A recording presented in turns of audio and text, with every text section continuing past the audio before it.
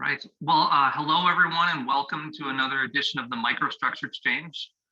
Today, we're very excited to have Basil Williams here presenting a paper on spoofing in equilibrium. And Basil has said that he's happy to be interrupted with questions throughout. So, feel free to interrupt him. Basil, take it away. Great. Thanks so much, Josh. And thank you to the Microstructure Exchange for inviting me to present. I'm really happy to be here and get the feedback that all of you have on this paper. This is joint work with Andy Skrzypacz. The title, of course, is Spoofing in Equilibrium. And before I get into the details of the model, I want to motivate what we're doing here a little bit.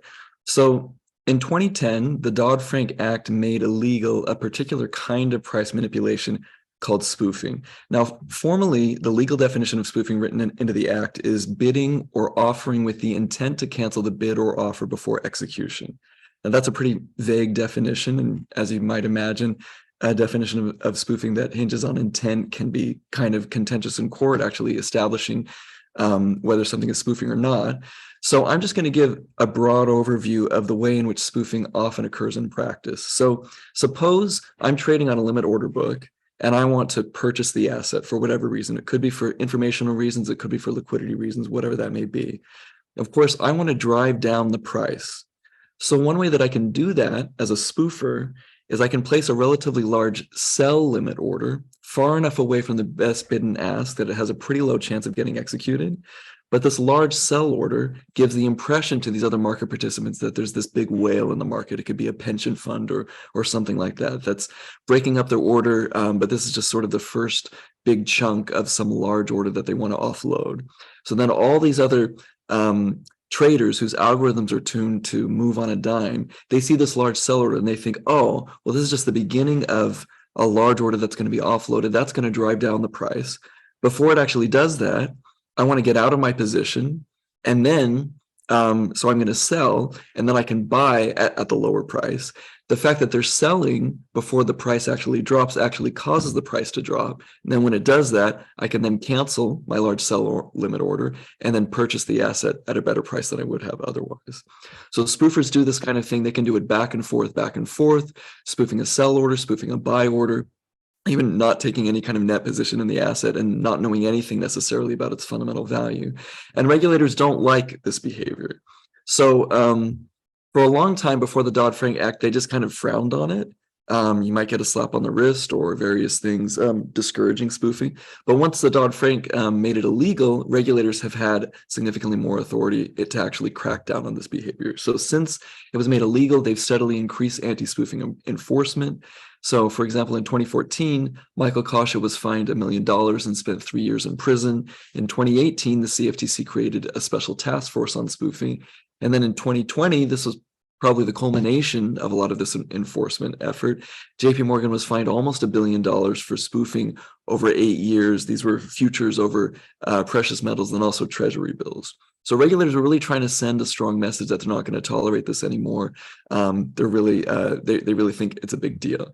Now, why would they even care about spoofing at all? Well, what they say is that they worry that spoofing harms markets, in particular by worsening adverse selection, by making markets more volatile, by also making markets more unstable.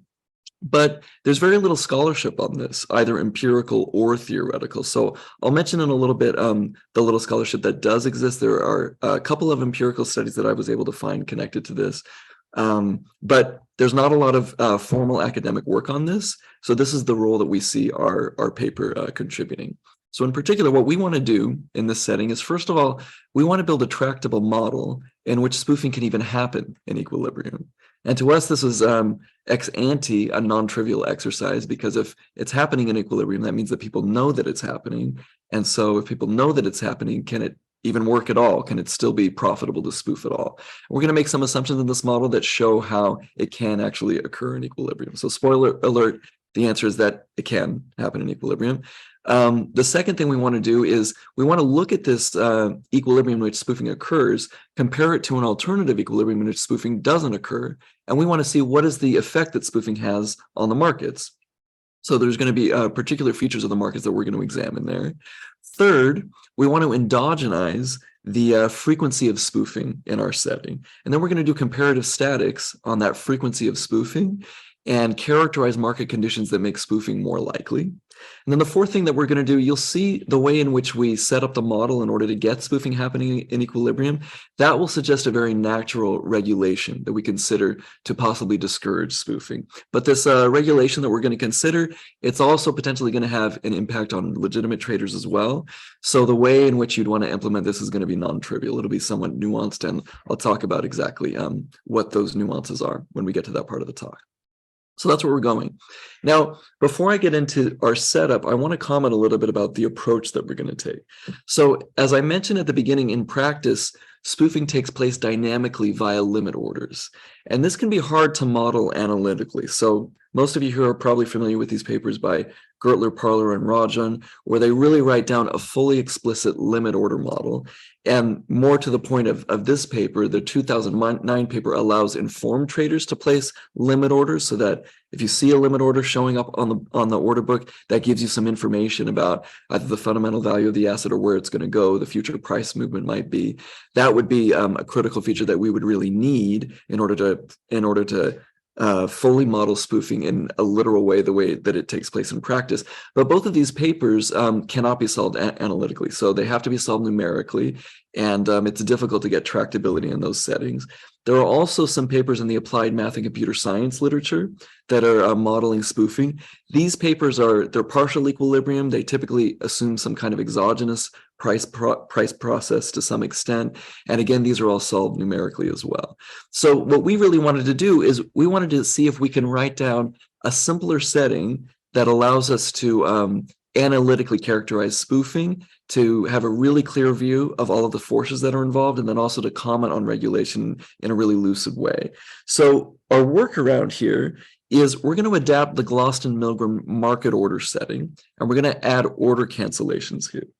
So really, when we adopt this reduced form approach, it's not that we have in mind that in practice, people are actually using some kind of modified market order in order to actually execute spoofing. Instead, you want to see in our setting a market order, or I'm sorry, just an order in the Gloston-Milgram setting that can be canceled. That's our reduced form metaphor for a limit order that is going to be effective for spoofing. So in our view, this practically captures the essential feature of limit orders that really make them useful for spoofing. That's going to be our reduced form approach. And then you'll see the results that we get out of it, and we can have a discussion near the end if you feel like this simplified approach was acceptable or not. So with that, I'm going to get into the details of the model. So this first slide is just going to be standard Gloston-Milgram. In particular, this is the canonical example, the simple example of Gloston-Milgram. So we're going to take 3 dates. Our players are going to consist of a competitive market maker and then a large number of traders. These players are going to exchange units of an asset, and this asset will have fundamental value normalized to be either -1 or 1. Ex ante, that can happen with equal probability. This value V is going to be revealed publicly at date 3, but of course, as is the case in Gloston-Milgram, we're going to have a subset of these traders that know that value in advance, and those are going to be the informed traders. So this slide, standard Gloston-Milgram canonical example. What's the timing going to be? Well, at dates 1 and 2, the market maker will set a bid price and an ask price, and of course, this means that he's willing to buy 1 unit at the bid price or sell 1 unit at the ask price. Now, the second step, so this is happening both at dates 1 and 2, is some trader is going to be selected, randomly selected from this continuum of traders to arrive at that market and then place an order either to buy or to sell. So far, again, this is standard Gloston-Milgram. Now, the first departure from Gloston-Milgram that we're going to make is we're going to allow this trader, after he places the buy order or the sell order, he can choose to cancel that order strategically. Now, canceling the order strategically is going to be in contrast to, with probability beta, that order is going to be canceled anyway exogenously. And that's our way of representing unmodeled legitimate cancellation. So what's really the difference between these two forms of cancellation? Well, you want to think of the strategic canceled order is an order in which the trader really had no intention of placing this order in the first place. He really only had it there in order to fake out the other traders, and in particular the market maker. And so this strategic cancellation is a cancellation that the trader planned to make from the beginning.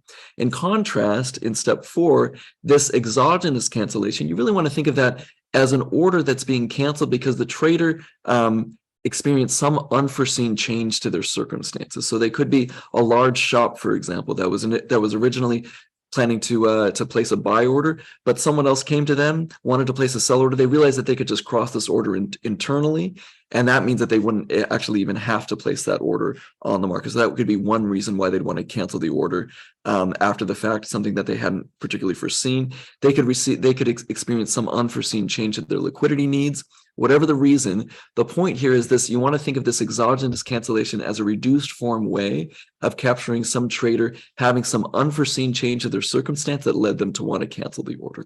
So that would be a legitimate cancellation in our setting. And then finally, if that order isn't canceled, we'll denote that with a C instead. And that cancellation could be either for strategic reasons or legitimate reasons. Then it's canceled, then it's executed. We denote that with capital E at the ask price for buy orders or the bid price for sell orders. So all of these steps here, that can happen at dates 1 or 2. And in the next few slides, I'm going to talk about the ways in which these traders can differ from each other. So far, the main departure that we're making from Glosson-Milgram is allowing these cancellations to occur. Okay, now traders are going to be heterogeneous as they are in Glosson-Milgram. So we're going to assume that a fraction alpha are informed about the true asset value V well in advance. So at date 1, they know what that value is going to be. And then a fraction 1 minus alpha, those are uninformed. So half will be buyers, half will be sellers. This is standard Glosson-Milgram. The second departure that we're going to make from Glosson-Milgram is we're going to assume that a fraction lambda are what we call long-term traders. So if a long-term trader arrives at the market at date 1, our assumption is that he can also trade with a market maker at date 2, but he's going to do so anonymously. So the market maker doesn't know if he's faced with the same trader at date 1 and date 2 or with 2 different traders. So in contrast to the long-term trader, we're going to assume that 1 minus lambda, those are short-term traders. So if a short-term trader arrives at the market maker at date 1, that's his only opportunity to trade with a market maker. And then at date 2, a different short-term trader is going to arrive with a market maker. As I mentioned before, this is anonymous, so the market maker can't tell if he's faced with a single long-term trader at both of those dates or with 2 different short-term traders. The key feature that the long-term trader has is that these guys are going to be forward-looking. They're going to have the incentive to potentially take action at date 1 in order to manipulate beliefs so that they can trade at a better price at date 2. That's the main idea here. And then the last thing that I want to mention is these terms that we're using, long-term and short-term. You don't want to take those terms too literally. We don't have in mind a long-term trader, some kind of, for example, a pension fund that's adopting a long-term buy and hold strategy. Instead, you just want to think of these long-term traders as potential manipulators. These are people for whom, for example, they haven't received a lot of regulatory scrutiny in a while. Maybe they're a relatively obscure firm. They could be kind of new. So they think that the chances are pretty high that they could get away with spoofing if it's profitable for them to do that. That would be in contrast to the short-term guys. You want to think of those as people that are not even considering spoofing. So even if it could potentially be profitable for them, they're just not going to do it. They could be, for example, JP Morgan that just got hit with $1 billion fine. The executives are breathing down their neck. They're saying, we're absolutely not going to tolerate any of this manipulation. So those are the short-term guys, are the ones that are just not even thinking about manipulation at all. So that's the main difference between the two of those. And then finally, I want to emphasize that the information here and the time horizon, those are going to be independent in our setting. So the potential manipulators, they could be wanting to trade because they know that the asset is good, or they might be wanting to trade just for liquidity reasons. That's just going to guarantee that our results here are not driven by the spoofers having some kind of special information or being particularly uninformed. They're going to be basically identical to the standard Glosson-Milgram traders. The only difference here is that they're trading long-term, or is that they're forward-looking. That's the only difference. Okay, so let's talk about the nature of the equilibrium. Oh, Josh, did you have a question? Well, I was just thinking maybe this is a moment to pause to see if anybody has any questions. I see Chester and Marius have been writing some things in the chat. So if either of you guys would like to unmute yourself and ask. Sure. And my apologies. My camera doesn't seem to be working. Oh, that's okay. Good to at least hear your voice, Chester. So I guess in practice, so it seems to me that these matters in practice. This is a very nice model, but in practice, how can one really understand trader intent, especially with extremely high cancellation rates in the baseline? Some of the markets I've studied have had cancellation rates of 95% or more. In some of these cases, the cancellation rates are maybe in the high 90s, or in high 80s. I mean, and also standard perspectives in trading teach us that you don't leave orders exposed on the book. So basically, you want to try to fill, and if you can't fill, you don't leave it out there because you're going to get picked off. That's what theory teaches us. So I'm not quite sure how to really integrate that into this context. And then I guess the other aspect is I've kind of wondered a little bit that because in some of the actual cases, the traders, the spoofer the alleged spoofer is a manual trader, and he's actually trading against a hedge fund that's fully automated, and that actually never cancels because they use self-canceling orders. So I do kind of wonder a little bit about the relation. I mean, I think it's really great that you're kind of modeling the issue, but I do kind of have these questions about context. Yeah, I think those are excellent questions, Chester. So first, to your point about judging intent, given that there's so many cancellations that actually occur in practice, I completely agree with you. And in practice in the courts, this ends up being the key contentious issue, is whether there's intent or not. So people that are accused of spoofing, they often say, "Oh no, I was in a market where, look, there's so many cancellations that are happening. I had totally legitimate reasons for doing that. I was basically acting the same way as the hedge funds that you described that have automated cancellations.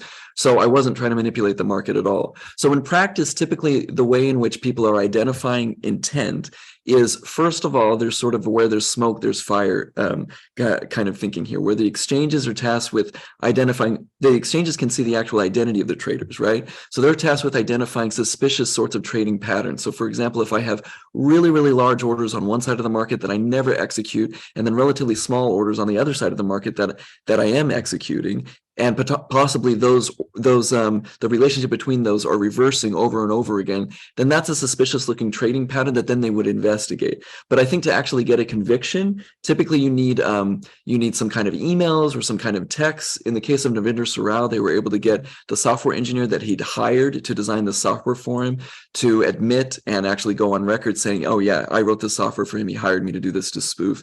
So often, like, to actually get intent can be kind of difficult. Now, the second thing that I want to mention to you is that I completely agree with you that in many of these markets there are so many cancellations that are happening.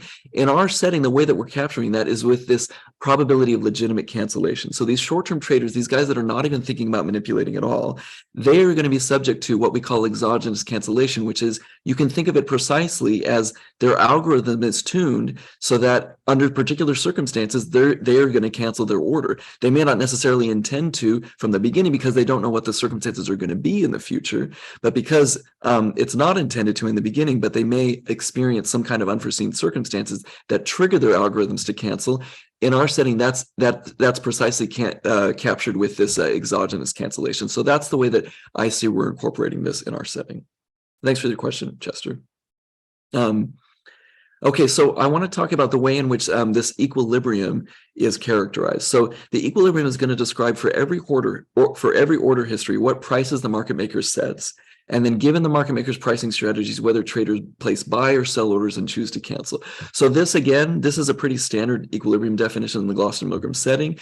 The main thing that's going to make this a little bit trickier in our setting is the presence of these long-term traders. So because they're forward-looking, that's going to make their strategies more complex than what we'd have in Gloster-Milgram.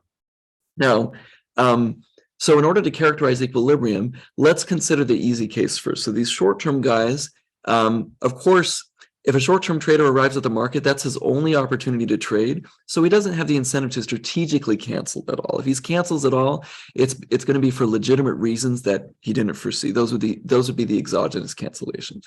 So if the short-term trader is informed, he's going to buy if the asset value is high. He'll sell if the asset value is low. And then if a short-term trader is uninformed, well, we've just assumed that half of them want to buy for liquidity reasons and half want to sell. So these strategies, these are easy to characterize. What about the long-term traders? Well, we're going to say that this long-term trader places a direct order if he submits an order and does not strategically cancel it. And in contrast, the way that we're going to formalize spoofing in this setting is a trader spoofs if he places an order at date one, cancels it strategically, meaning he had no intention of actually executing that order in the first place. And then he'll place an opposite direct order at date 2. Opposite direct order at date 2, meaning that he's just going to place that order and not strategically cancel it. So the question that we want to ask here is, given that formalization of spoofing, can it be in equilibrium for the long-term traders to spoof? So in order to characterize that, we're going to hypothesize that as an equilibrium. So hypothesize an equilibrium in which all of the long-term traders spoof in the sense that we formalized here. And then we're going to compare the price that they would pay for spoofing to the price that they would pay for deviating by placing a direct order instead. And if they get a better price by spoofing, that would confirm that this is an equilibrium. So in order to characterize these prices that you pay for spoofing versus the direct order, we need to consider what the market maker's incentives are. So as in Glosson-Milgram, we're assuming the market maker is perfectly competitive. That means that the market maker breaks even in expectation. So what's the market maker going to do? He'll set an ask price equal to the expected value of the asset, conditional on, for example, the execution of a buy order. Let's see here. So what that means is that if a long-term buyer places a direct order, what's the price that he's going to pay for it? He's going to pay whatever the expected value of the asset is, conditional on that buy order being executed. That's the price that the market maker is going to set in order to break even in expectation. Now, in contrast, what if this long-term trader spoofs? Well, if he spoofs, then the order history that the market maker observes is a sell order that's canceled, followed by a buy order that's executed. Now, how is the market maker going to price this order that he sees? Well, he knows that it could have come from one of two different scenarios. On the one hand, it could be a long-term buyer. It could be just one long-term buyer, and that would imply a value of just the expected value of the asset conditional on a buy order being executed. Why would it imply that same value if he knew that he was faced with a long-term buyer? Because in either case, whether that long-term buyer is placing a direct order or if the market maker knew that long-term buyer was behind this spoofing order sequence, then in either case, the market maker knows that it's just a single guy that wants to buy the asset. That guy might know that the asset is good. So in either case, that implies the expected value of the asset conditional on a buy order being executed. But in contrast, the key here is that because trading is anonymous, the market maker doesn't know if he's faced with just a single long-term buyer that placed that order history. This sell, cancel, buy, executed could also have come from two sincere traders. So it could be a short-term seller that placed that sell order and then for exogenous reasons needed to cancel the order, followed by a short-term buyer that placed that order and then wanted to execute it. Now, if it was this circumstance and the market maker knew that it was these two sincere traders, that would of course imply a value less than the expected value of the asset conditional on a buy order being executed. Why? Because there's a chance that this sincere seller that placed a sell order and was canceled, there's a chance that he knew that the asset was bad for some reason. And so it's this possibility that you're faced with these two sincere traders, one of whom knows the asset is bad, that would drive down the market maker's expectation of the value of the asset. He doesn't know whether he's faced with scenario 1 or 2. So he's going to set the price as a weighted average of the two. But of course, that weighted average is going to be strictly less than the price for buying directly. So what this amounts to is that the price for spoofing is going to be less than the price for buying directly, or in other words, it's profitable for a long-term trader to actually spoof in our setting. So this leads to our first result, which is that in the unique equilibrium, long-term traders spoof, short-term traders place direct orders. The intuition here is that spoofing is allowing long-term traders to pool with sincere traders who cancel for legitimate reasons. The market maker can't tell which circumstance he's faced with, whether it's the sincere traders or the long-term trader, but there's some chance that the canceled orders are sincere, so he updates the price in the spoofer's desired direction. That's the basic idea of how we're getting spoofing in equilibrium here. Now, I want to talk a little bit about the market consequences of spoofing here. So what we're going to do now is compare the spoofing equilibrium that I just characterized to a benchmark in which these long-term traders are simply assumed to trade directly. So you can motivate this a number of ways, one of which could simply be maybe regulators are monitoring them really, really intensively. And the penalty for spoofing is extremely high, so it's not worth it for any of them to actually do this. The first thing that we find is that the average executed price at day 2 in the spoofing equilibrium is further from the true asset value V than in the benchmark equilibrium. So one way of interpreting this is that spoofing is harming price discovery. If you did this for many, many rounds, so you allow this 2-date equilibrium that we've characterized, if you allow that to repeat over and over again, then the price is going to converge to the true value of the asset slower in the spoofing equilibrium than it would in the non-spoofing equilibrium. So spoofing slows price discovery. What's the intuition here? Well, spoofing is obscuring trading motives. It makes it harder for the market maker to understand what people's intentions are. So that inhibits accurate updating on the part of the market maker. That leads directly to our second result, which is that the spoofing equilibrium results in a higher average spread between the bids and asks than in the benchmark equilibrium. What's happening here? Well, the market maker is updating less accurately. So this worsens adverse selection. And recall that in the Gloucester-Milgram setting, the spread is an adverse selection spread. So when adverse selection is worse, or when the information asymmetry between the market maker and the traders is higher, then market makers have to raise spreads in order to break even in expectations. So that's exactly what's happening here in our setting. I just want to mention that there is an empirical paper, this is Wang 2019, that gets data that includes trader identities. So of course you can't establish definitively that spoofing is happening here because you don't know what trader intentions are. But Wang identifies trading patterns that look like they could be spoofing and finds that after spoofing takes place, spreads tend to rise. So that's broadly consistent with our result here. This is not an identification result that Wang has, it's just a correlation. So it's not a full causation, but our setting is identifying a mechanism by which spoofing could actually raise spreads or cause spreads to rise, which is one of regulation concerns. And then finally, yes. Can I just ask a question about the previous result? So yeah, sure. Is this the average spread in period 1 and period 2 and in both, or? Oh, it's in period 2. It's in period 2. So in period 1, the spread is going to be the same whether it's the spoofing equilibrium or the non-spoofing equilibrium. And the reason for that is because that price at date 1 is conditional on order execution, which basically rules out that spoofing could have happened then at that time. So it's the same between both of those. Yeah, good question. Thank you. So then the last result that we find in terms of comparing the spoofing equilibrium to the benchmark equilibrium is that returns on midpoints are more volatile in expectation under the spoofing equilibrium than under the benchmark. So you can look at for any order history that's going to induce a particular price path. You can compute the volatility of that particular price path of the midpoints, then take the average volatility over all possible price paths, compare that to the spoofing equilibrium and the benchmark, and what we find is that you get average higher volatility under spoofing than otherwise. The reason for that here is that spoofing is leading the market maker's prices away from the true value V, and then that corrects when the true value V is revealed. So it's this back and forth motion in prices that implies higher volatility in the spoofing equilibrium. And again, the Wang paper, and then there's another paper by Lee, Yeoman, Park that show that trading behavior that looks like it could be spoofing, that tends to be associated with higher volatility. And you could imagine mechanisms by which higher volatility could lead to higher spoofing. But what we're identifying in this paper is a mechanism by which greater spoofing actually leads to greater volatility. And this is another concern that regulators have had. So we're showing in a theoretical setting some confirmation, a concrete mechanism by which this regulator concern could actually be borne out in a model.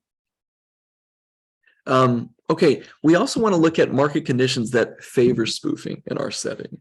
So the way that we're going to do that is endogenize the measure of spoofing that's actually going to happen. So what we do is we say, suppose there's some expected penalty K of being caught spoofing by a monitor. What we show is that in that case, depending on the value of K, there will exist a unique equilibrium measure of long-term spoofers. So there's a measure there's a measure lambda of long-term traders. And what this is identifying is that this expected penalty K is going to pin down some kind of subset or some fraction of those long-term traders that will actually choose to spoof. And then that measure of spoofers will actually be decreasing in the expected penalty K of being caught spoofing. Now, how is it that we're getting this result here? Well, the reason is that if the expected penalty K is high, then you're only going to spoof if it's really profitable for you to actually spoof. But the key here is that spoofing is most profitable, or it's more profitable, when relatively few people are choosing to spoof, or in other words, when sigma is low. And the reason for that is because if relatively few people are spoofing and people understand that in equilibrium, then the market maker will regard canceled orders as more informative of value. So you can move the price more effectively if relatively few people are actually spoofing. So it's the fact that there's this inverse relationship between the number of people that are spoofing in equilibrium and the profitability of spoofing. That's going to pin down a unique equilibrium where the profitability of spoofing, the expected profitability, is going to be equal to that expected penalty K. And then, of course, as that penalty K rises, then you're making it more and more costly potentially to spoof, so fewer and fewer people are going to do it in equilibrium. Now, once we've identified that unique equilibrium measure of spoofers, this comparative static in that measure of spoofers is probably, in my view, it's the most surprising result that we have in our paper. What we find is that this equilibrium measure is actually single peaked in the measure alpha of informed traders.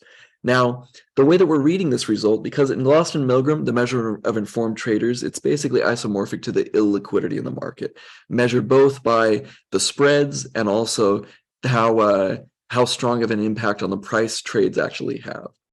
So the way that we're reading this result is that spoofers favor markets of intermediate liquidity. So whether it's very high liquidity or really low liquidity, that's not going to be as profitable as spoofers. They want kind of a sweet spot that's right in between. What's our intuition here? Well, in our view, this was nice because the conventional wisdom, as we understand it, is that you generally want to manipulate markets that are relatively illiquid. And the reason for that is because you can move the price more easily in those illiquid markets. So we do get that effect in this result here. So that first bullet point says if alpha is low, so that would be a very liquid market, then orders are moving the price very little, so spoofing is not very profitable. But we also get this other effect, which was surprising to us, which is that if alpha is high, so that would be a very illiquid market, you might think that spoofers they would really want to target those markets because then you could move the price a lot. But in our setting, what's happening there is that if alpha is high, orders in opposite directions, or in other words, a spoofing order sequence, so orders in opposite directions, that would look really suspicious to the market maker. It would strongly indicate spoofing. And the reason for that is because the market maker would say, oh, if these are two sincere traders, well, people are really, really likely to be informed, so they're likely to place orders in the same direction here. So if I'm getting orders in opposite directions, it's probably not two sincere traders. It's instead likely a long-term trader that wants to manipulate.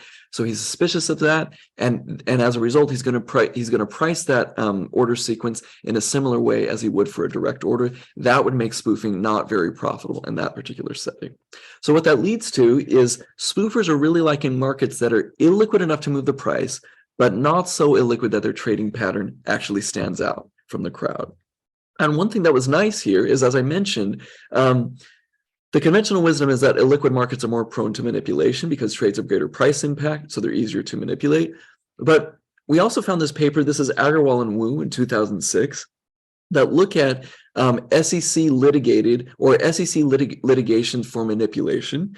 And they find that most cases that the SEC litigates for manipulation, that they tended to occur in small illiquid markets. So that's in line with the conventional wisdom.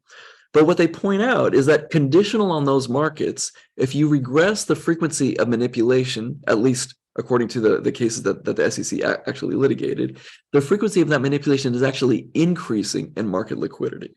So that would go against the conventional wisdom, and that's in line with this other effect that we've identified. And then what they point out in this paper is that result is likely even understated, as greater liquidity allows manipulators to blend in with more trading activity. So that's more in line with this second effect that we've identified. So our model is really capturing both effects here. Spoofers like markets which are illiquid enough to move the price, but not so illiquid that they can't blend in.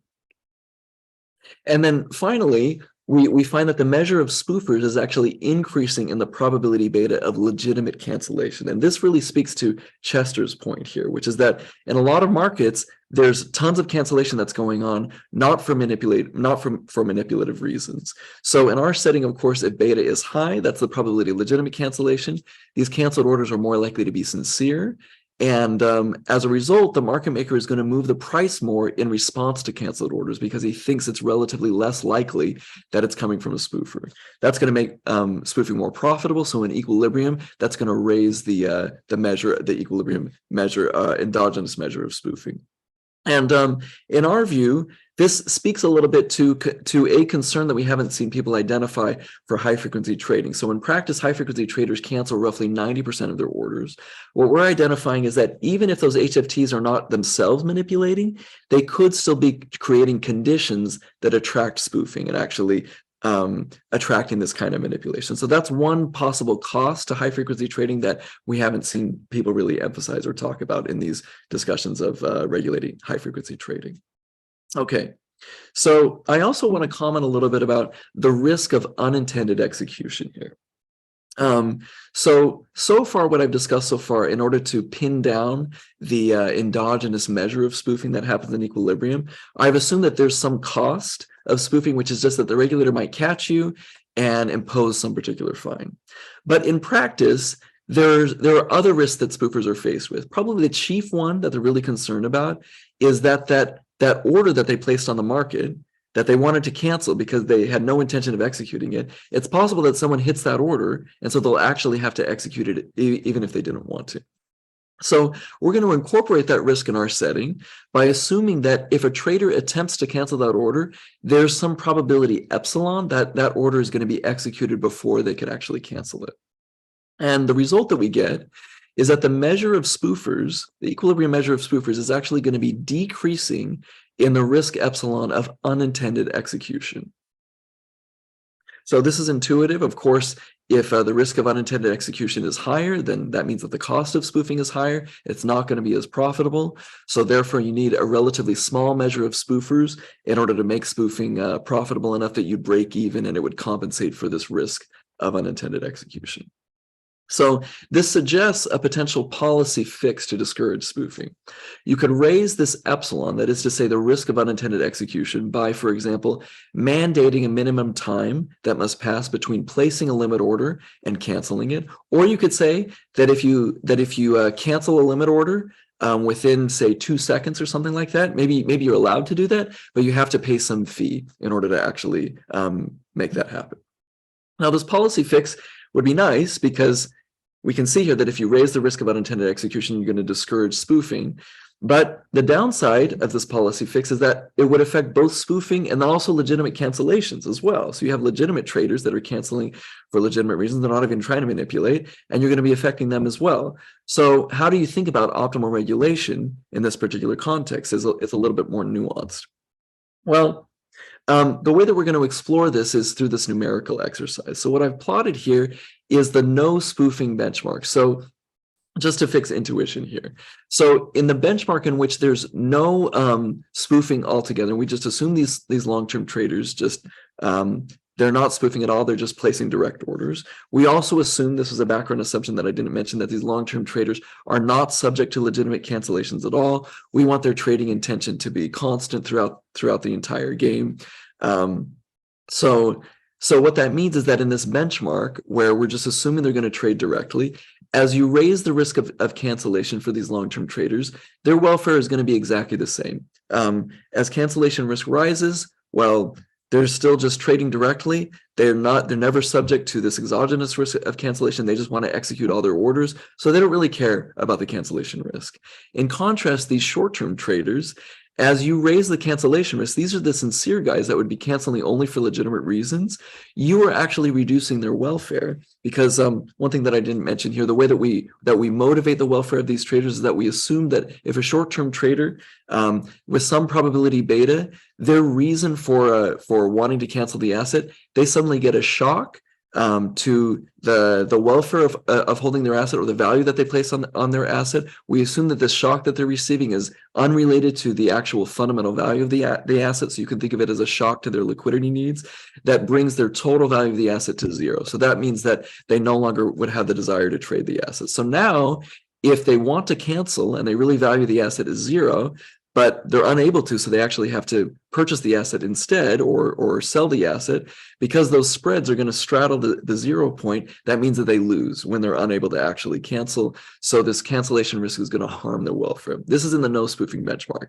Now, how would that compare to the spoofing equilibrium? Well, here what I've drawn, these orange lines, this is the welfare under the spoofing equilibrium. And you can see here that the long-term traders here, so look at the right panel. If there's no cancellation risk at all, then of course their welfare rises under the spoofing equilibrium, because these long-term traders now, they're getting a better price than they would otherwise by actually being able to spoof. In contrast, if you look in the left panel, even under no cancellation risk, the welfare of these short-term traders falls. Concretely, what's happening there is that if I'm a short-term trader that, for example, wants to buy the asset at day 2, but there was a sincere short-term trader that placed a sell order and then had an exogenous cancellation at day 1. Well, now this order history looks like a spoofing order history. The market maker is suspicious of that. And then so as a result, he's going to price that order for me higher than he would otherwise. So that's the sense in which these short-term traders' welfare is harmed under the spoofing equilibrium. Okay, what are we seeing here, though, as cancellation risk rises? Well, over the long-term panel, as cancellation risk is rising, as I mentioned, the welfare of the long-term traders is falling. The reason for that is it becomes more costly to spoof if you do that. So fewer traders, fewer of the long-term traders are going to spoof, and then the ones that do spoof, their welfare is harmed because sometimes this order that they had no intention of actually executing, they actually end up having to execute it, so their welfare is dropping as a result. Now, what's happening with these short-term traders here? Well, this is for a particular parameterization, and I'll show what happens in contrast to that in a moment. But these short-term traders, as the cancellation risk rises, these short-term traders, their welfare is actually rising as well. What's the reason for that? Well, long-term traders are being driven out of their spoofing strategy. So you've got fewer and fewer long-term traders that are spoofing. That's going to improve the price for these short-term traders, and as a result, that raises their welfare. Now, there's another effect here that I chose a parameter value to make that effect relatively small. So if in contrast, so what I've shown here is the left panel, was the left panel that I illustrated in the previous slide. I had assumed that there were relatively few informed short-term traders. And that's significant here because what it means is that if there are few informed short-term traders, that means that spreads are really narrow. So the cost of trading is relatively low. That's in contrast to the right panel here, where I'm assuming where there's the alpha, or the fraction of informed traders, is relatively high. That means spreads are high, so that the cost of trading is really, really high. What that entails is that as the cancellation risk rises, for these short-term traders that are trading sincerely and they have legitimate reasons for canceling, if suddenly they are unable to cancel, or the probability of being able to cancel is lower, that means that the cost of unattended execution is really high for these guys because the cost of trading is high. These spreads are really high. If I'm on the hook now for an order that I actually didn't want to go through, well, it was a more expensive order as a result. And so it's really harming me, the fact that this cancellation risk is rising. So what's happening in this right panel is that even though the fact that long-term traders are spoofing less and less and less, that's helping these short-term traders. But that effect is dominated by the fact that it's so costly for them to trade in an unintended way, in cases where they'd rather be canceling, that their welfare is actually falling as a result. So whether you actually want to do from a regulator's perspective, whether you want to actually raise this cancellation risk or opt for a relatively low cancellation risk, that's going to depend on the nature of the market that you're examining. So if we look for this right panel where we're considering this left panel where we're considering relatively few informed traders, and we look at the total welfare here, so it's both long-term traders and also short-term traders, we can see here that under the no spoofing benchmark, of course, total welfare is just falling because the long-term traders, their welfare is independent of cancellation risk, and the short-term traders, of course, their welfare is decreasing in that cancellation risk under the no spoofing benchmark. But under the spoofing benchmark, we have initially total welfare is falling because you're reducing the welfare of these long-term traders by a very large amount. But eventually, that reduction in long-term trader welfare ends up being dominated by the improved welfare of the short-term traders who are being helped out because the long-term traders are spoofing less and less. So eventually, the total welfare is actually increasing until, of course, you've eliminated spoofing altogether, in which case the total welfare is equal under the spoofing versus the no spoofing benchmark. So what this graph might indicate, if you're really weighting the long-term traders and the short-term traders equally, well, you might think kind of naively that this would indicate that under the spoofing equilibrium, you're going to maximize total welfare by just not imposing any kind of cancellation risk at all.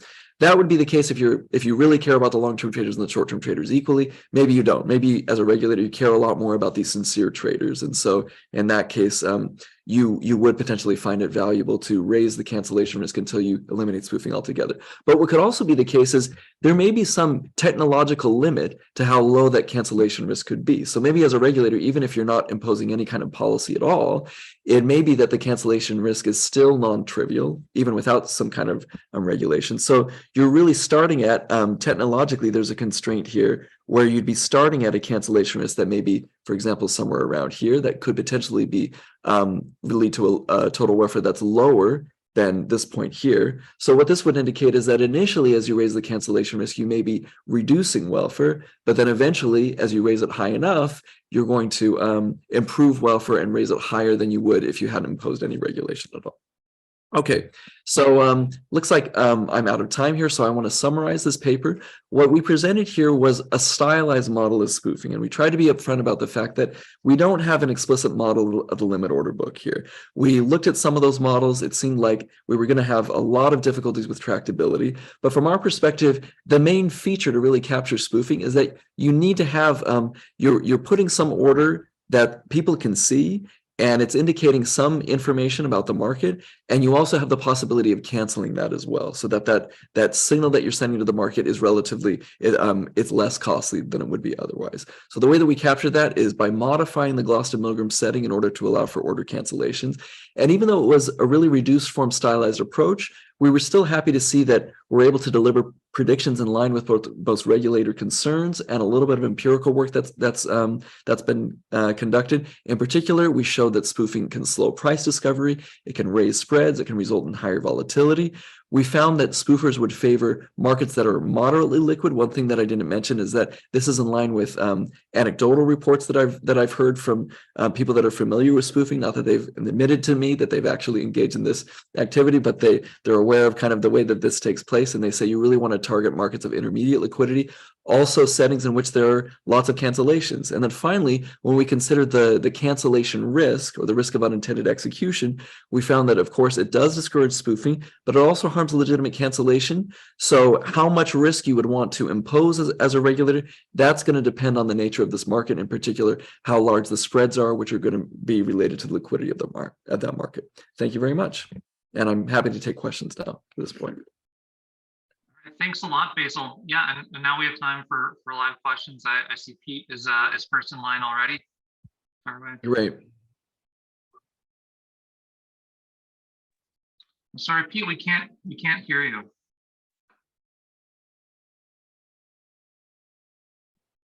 Now can you hear me? Hey, we can hear you just fine. Yeah. Sorry about that. So I didn't understand your equilibrium concept. To me, the Gloston-Milgram model is a dealer market model where the dealer posts a bid or an offer and the customer hits it. There's no concept of a customer order. Maybe it's a concept of a market order, but there's no concept of an order. So could you just describe more precisely what's going on and what the traders in period 2 actually see? Yeah. Okay. So what the traders in period 2 are going to see is they will see that that at period 1 there was some sell order that was placed, but then it was canceled before it was actually executed. I don't understand the concept of a sell order that's canceled in a concept of dealer market. That to me doesn't make sense. So you're saying like a trader picks up a phone, calls a dealer. The dealer says my bid is 99, and the trader says, "Okay, I'm not going to trade with you." Is that a cancel sell order?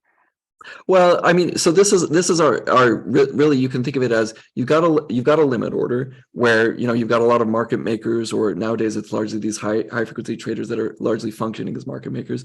But as a spoofer, I'm placing some limit order on that book that other people see, but I may actually cancel as a result. So I'm Okay, observing but whatever. your model has no limit orders, right? That it has market makers posting bids and offers, but it doesn't have customers placing limit orders. So in the model, there is no limit order away from the market.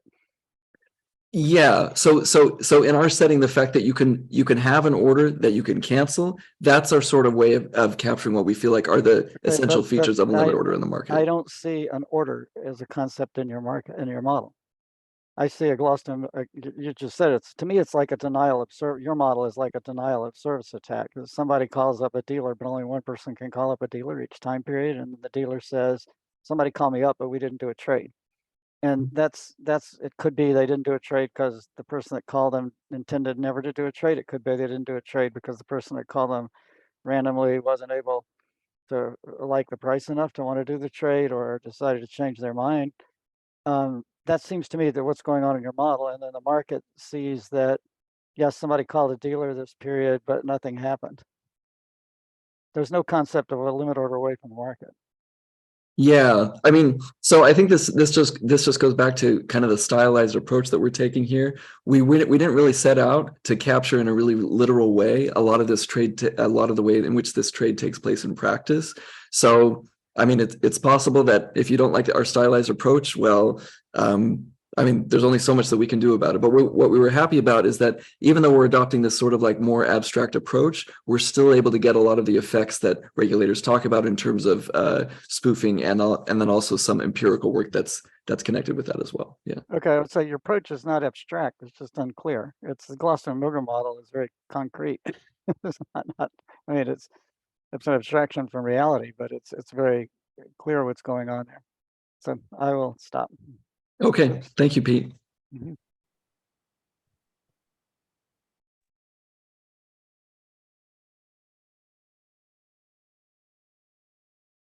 Maybe you can clear up a mystery for me.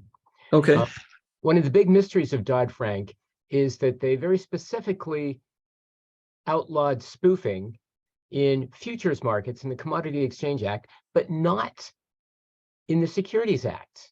So I'm trying to figure out what is so different about spoofing in commodities versus securities that would lead to this outcome. Now, maybe it was just sloppy legislative drafting and they forgot to do it, or maybe there was some political economy going on in the background, or is there something about the fundamental economics of futures versus cash equities that would lead Congress to explicitly outlaw spoofing in one place but not the other? And I'm wondering if anybody in the audience might be able to shed some light on that.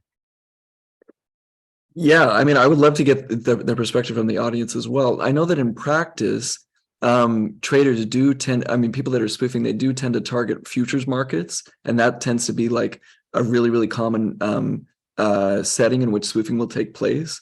So presumably regulators understood that was often what the case was, and why they were particularly keen to outlaw spoofing in that setting. But the reason why spoofers tend to target those markets, that's something that I'm still unclear on. So I would love to hear the perspective from the audience as well. Yeah, because I'm wondering if there's a real market structure answer in that our equity markets are very competitive with multiple trading venues, and the futures market is a club. So I'm wondering whether So that I would, some can I give you a potential answer to the question? In the equities markets, price transparency means that most people just see the best bid and the best offer, right? But in the futures market, you see depth in the book, and most spoofing cases are large orders placed away from the market deep in the book, which a typical trader would not see in the equity markets. And Pete, But I don't yeah. know, you know, that would be, I mean, now that's what if an exchange has a proprietary feed where they show you depth of market on the exchange in a stock? But that would be my answer. Yeah, And Pete, do you know why those markets tend to be different for those different for those different types of things that are being traded then? Why they're set up so that one you only see the best bid in the ask, and the other one you see like much more depth that Well, I would thought facilitate that the spoofing? way the SEC regulated the the generation of data required exchanges to post their best bids and their best offers, and then maybe other feeds that the exchange might have are in the background, whereas the futures exchanges kind of do what they want to. But maybe somebody else can answer this. Yeah, although the exchanges sell depth of book data, and I'm sure all the HFTs that are the ones who complain the most about spoofing in the equity or other spaces, are consuming all that data. So I'm not sure whether visibility, would explain it. I don't know. Can it be related to that in derivative markets, they're also correlated? So if you spoof in, for example, the soybean market, you can also gain in the wheat market, but also not between markets, but also with futures and options, so that it's more widespread, and that's why it's more attractive. Do you also have the leveraging effect?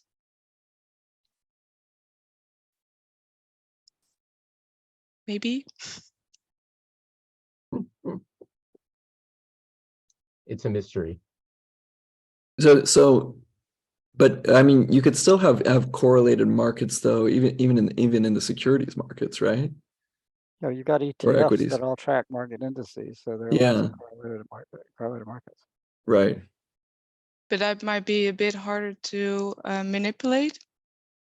If you want to manipulate an ETF, I'm not entirely sure because my field is futures, but don't you have to manipulate then all the underlying stocks? Well, the Sorrell case was against S&P 500 E-mini, which you're saying that first Sorrell had to manipulate the entire stock market? Yeah, it was really just for E-minis that he was spoofing that. Yeah.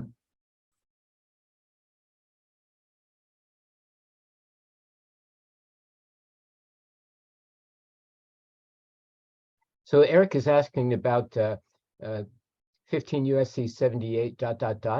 I'm not familiar with that section of code.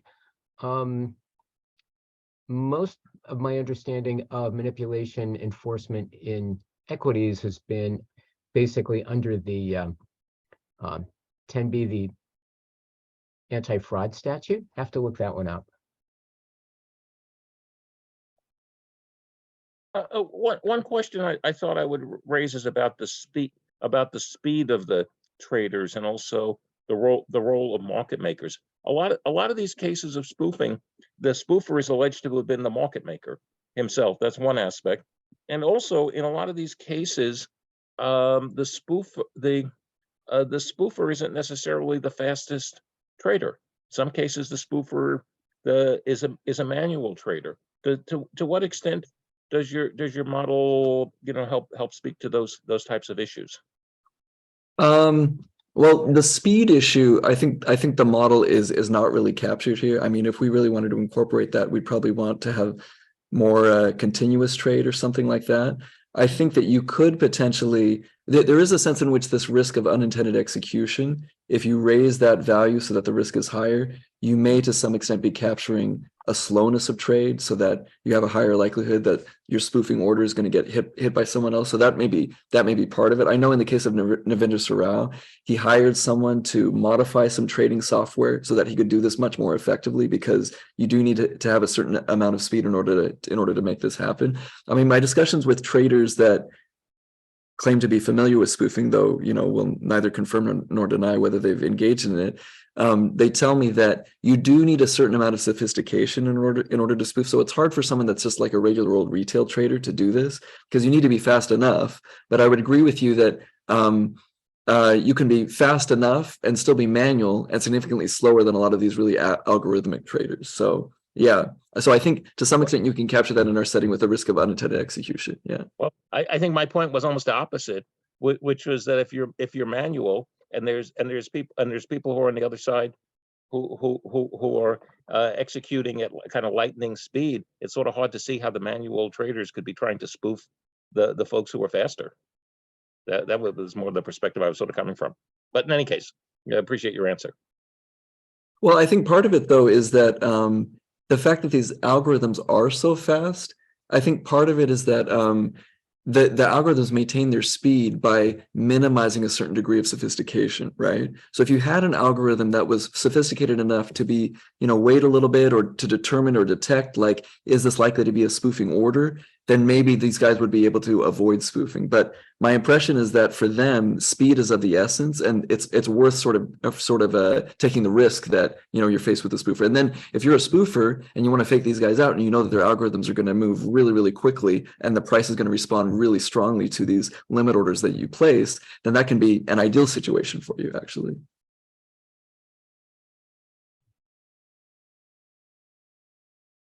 I've got another question. Which is, do you think your model applies to the Sorrel case? So here's a guy who's placing gigantic orders, multiple ticks away from the best bid and the best offer. Yes. My understanding is very few of those orders got executed. I don't even know if any of them got executed, but let's assume a few of them got executed.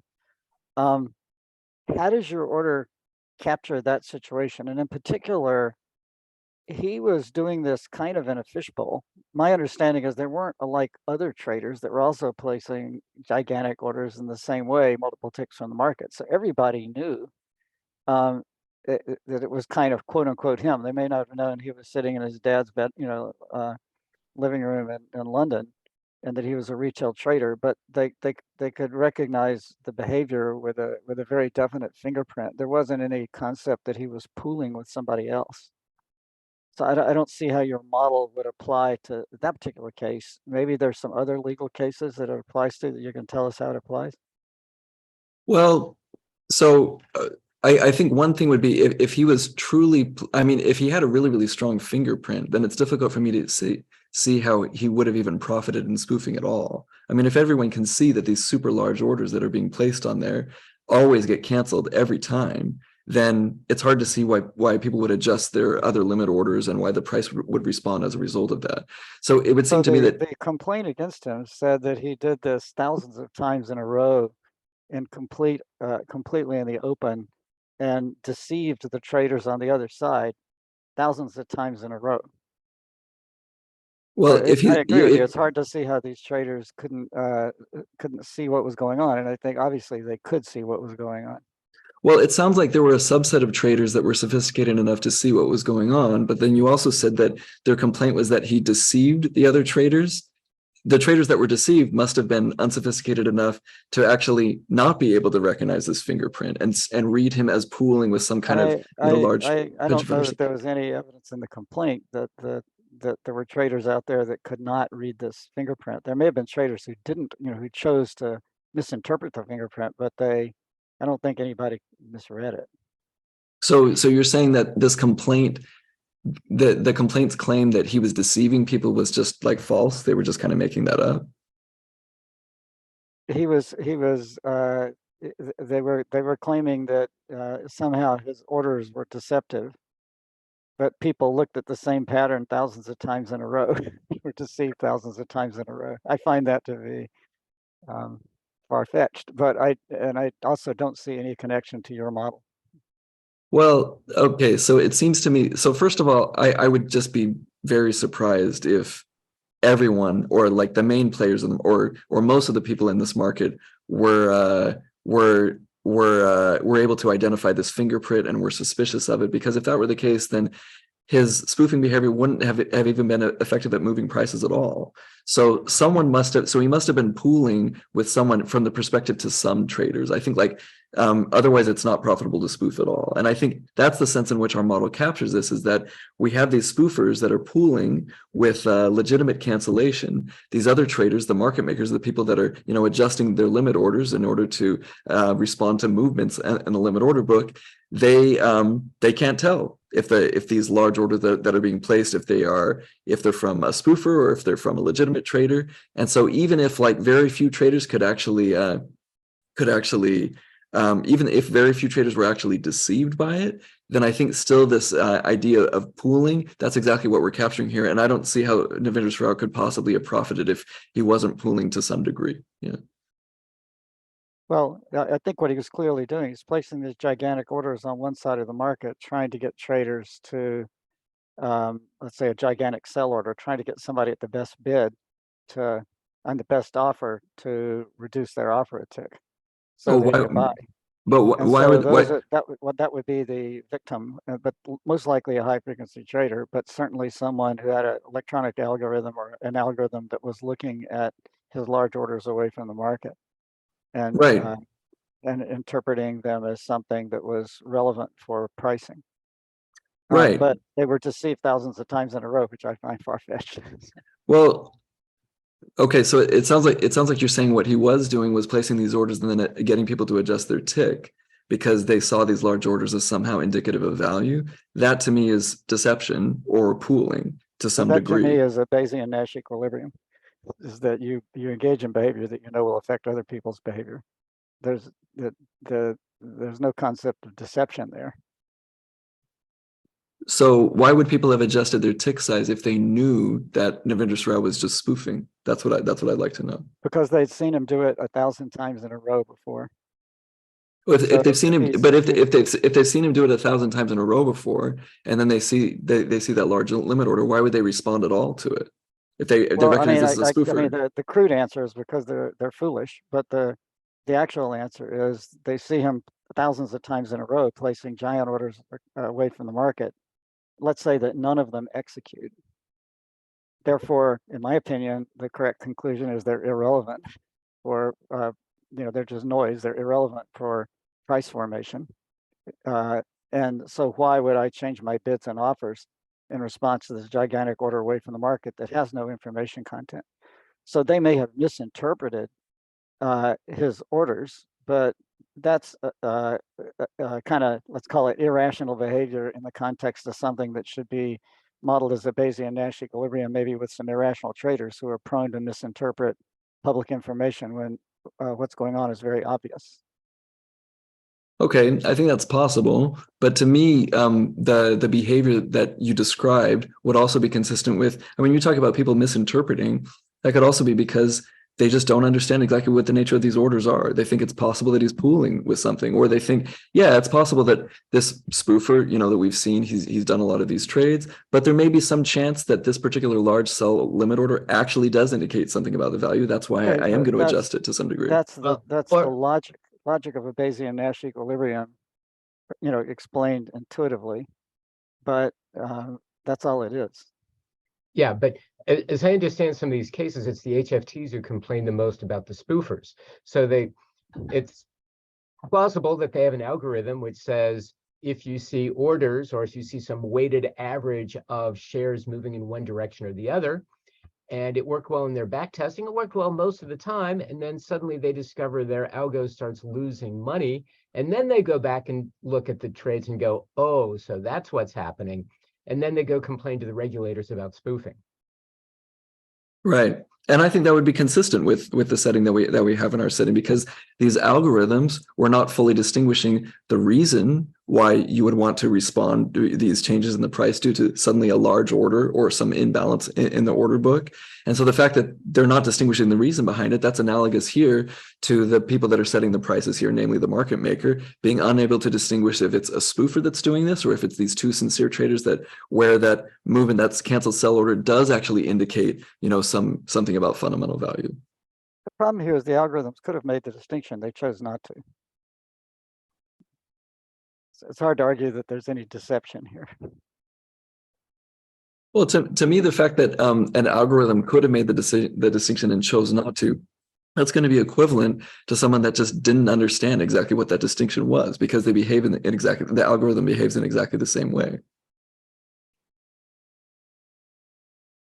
It's consistent with stupidity, you're saying. I suppose so, you could say. Okay.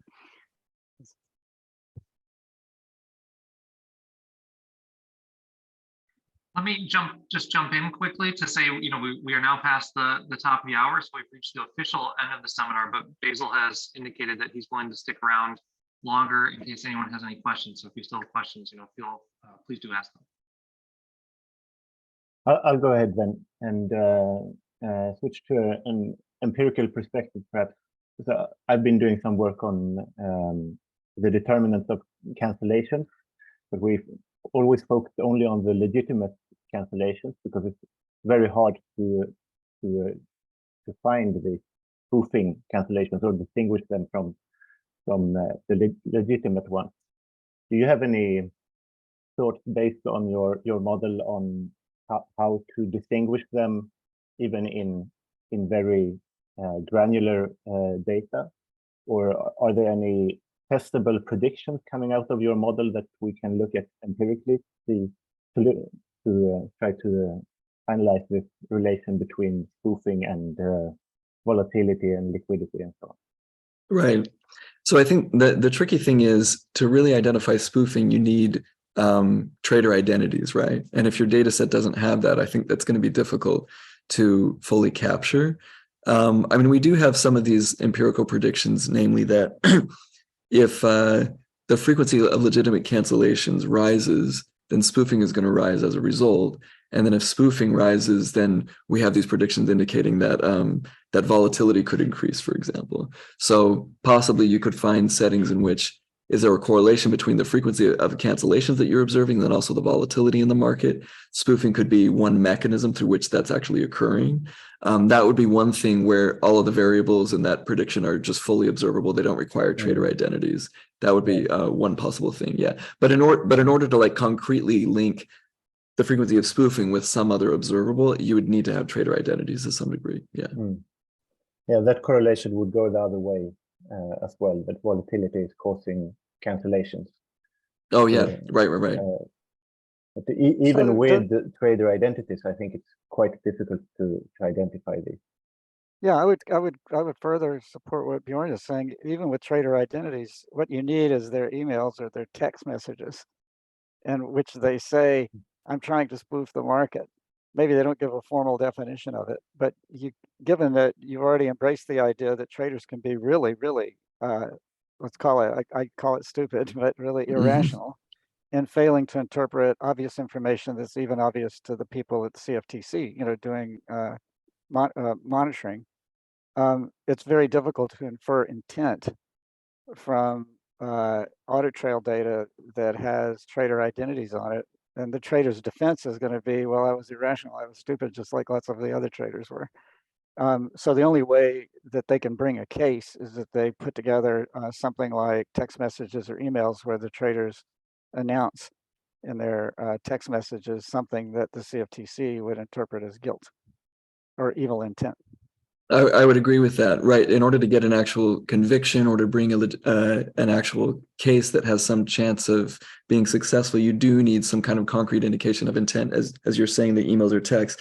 However, I think for empirical work, if you have trader identities, but you don't have the email or the text, there are certain trading patterns that kind of are telltale signs of spoofing. So if you have really, really large orders on one side of the market that almost never get canceled, and then what you're executing is a relatively small order on the other side of the spread, and you're doing this over and over and over again, those are the sorts of things that concern exchanges and then would possibly warrant an investigation. So I think on those grounds, if you empirically, if you want to explore some kind of connection between spoofing and some of these other things that we've identified here, I think that would be one way of getting at this issue. You don't know for sure if that's spoofing, but I think it's a pretty good indication that spoofing is taking place.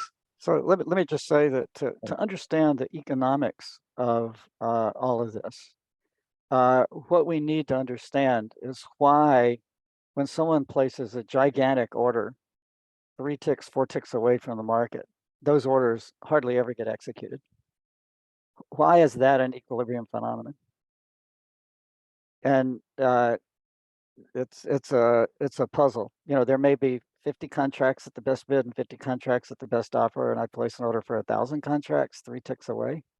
Why isn't that an attractive opportunity for a trader to buy the 1,000 3 ticks away? And if you look at the tick data for CME, you don't see gigantic orders very frequently going through multiple levels of limit order book. Maybe very, very occasionally when there's some kind of information announcement, but you just don't see that happen. So why? Well, why would I want to take out that order if there are still things that are available at the best bid and ask. And maybe it may only be 3 ticks away, but isn't 3 ticks potentially lots and lots of money when you're doing this over and over and over again? Yeah. It seems because like you're that's looking- what traders would prioritize. Yeah, yeah, but you're looking for depth. So there are 50 contracts, 1 tick away, 50 contracts, 2 ticks away, and 1,000 contracts, 3 ticks away. So I'll buy all 1,100. You know, very happy to run over the ones that are 1 and 2 ticks away. But in order to grab the size that's 3 ticks away. So Yeah. why don't we see that more often? So it's a puzzle. I think it's a good question. Yeah, I'm not sure what the reason is. That's a good question.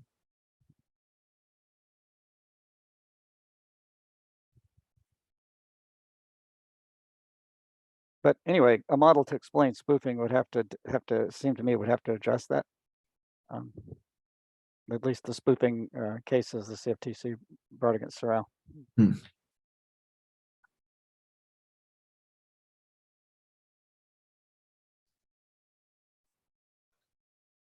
Last call for questions.